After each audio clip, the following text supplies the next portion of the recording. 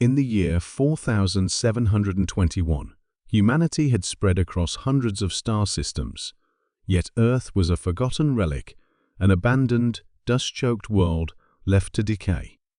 Only in old archives did the children of the stars hear stories about the ancient planet where it all began. On the far reaches of the Orion Spur, a young outpost named Epsilon Delta 9 was under siege.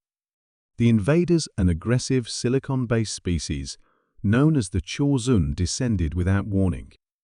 Their warships shattered defense satellites like glass, and their ground forces ravaged colonies within hours. Commander Rhea Solis watched the destruction unfold from the cracked command center. The orbital shield was minutes from collapse. Ammunition was nearly exhausted. Reinforcements were weeks away, time they didn't have. In a last act of desperation, she authorized an ancient protocol, Project Lazarus, a myth spoken of only in whispers. "Send the signal," Rhea ordered. An encrypted SOS was fired into the void, aimed not at nearby colonies, but at Earth. Most dismissed the old legends that ancient weapons of unimaginable power had once been buried deep within the Earth's crust, left dormant when humanity moved to the stars. Some believed they were destroyed in forgotten wars. Others said they were simply stories to scare children. Rhea had no choice but to believe. The signal sped toward the broken planet. On Earth, silence ruled.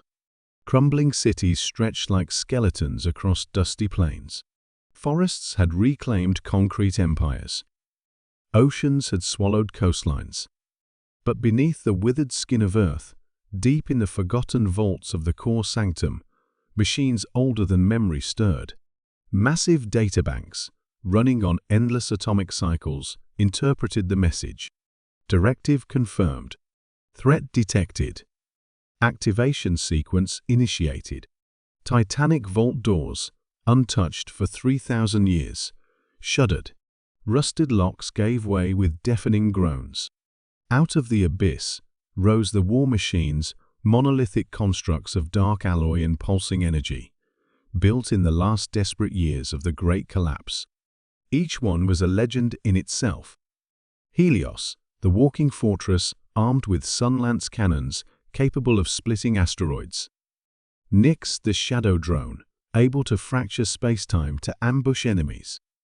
Ares Prime, commander of the mechanized legions, once the terror of the 12 rebellions. Above Earth, long deactivated orbital stations reignited, their thrusters adjusting for launch trajectories. Hidden launch silos cracked open, releasing columns of fire as atmospheric cruisers rose into the poisoned sky. Earth had heard the call, and Earth was answering. Back on Epsilon Delta 9, the Chorzun prepared for the final assault. Rhea and her remaining soldiers held the battered gates of the colony's heart, knowing death was only minutes away. Suddenly, the air trembled. Through the thick dust clouds, strange objects pierced the atmosphere. Meteorites? No ships. Black, angular, ancient. They struck the ground with the force of gods. And from their wreckage rose the giants. Helios marched forward, each step shattering the ground. His sun lances fired, slicing Chorzun walkers into molten debris. Nyx materialized amid enemy lines, her form flickering like a broken mirror as her phase blades tore through armor and stone.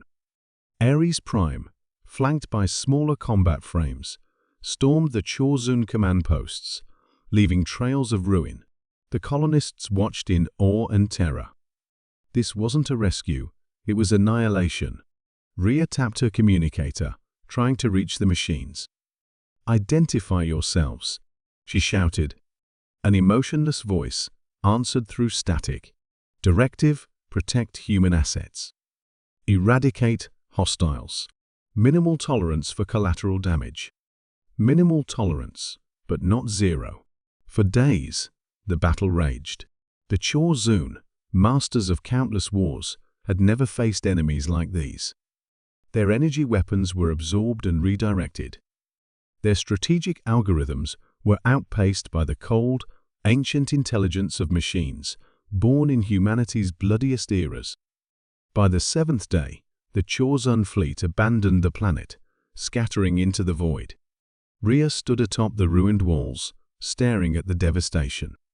Of the colony, little remained. But they were alive.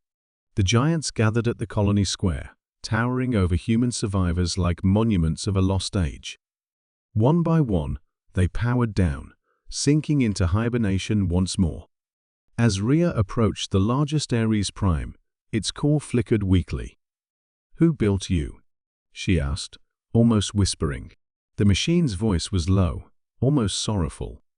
"We were forged by humanity, in its darkest hour.